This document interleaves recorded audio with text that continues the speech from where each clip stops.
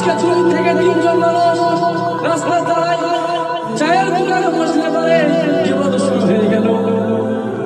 আর কিছু চায়ের দোকানে বসে এমন মুক্তি আছে রে বাবা, তাদেরকে দেখলে এবার সমস্ত ফতোয়া চায়ের দোকানে পাওয়া যায়। আছে না?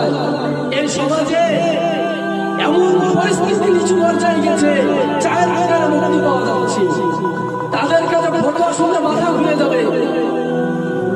আল্লাহ রাসূল সাল্লাল্লাহু আলাইহি ওয়াসাল্লাম বলেছেন, দুনিয়ার বুকে সবচেয়ে নোংরা জায়গা হচ্ছে বাজার আর রাস্তার মোড়। এগুলো হচ্ছে শয়তানের আড্ডাখানা।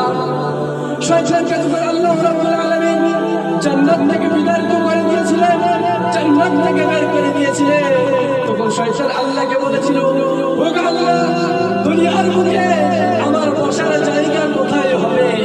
আল্লাহ রাব্বুল আলামিন বললেন, তোমার বসার জায়গা হবে দুনিয়ার বুকে রাস্তার মোড় আর বাজার।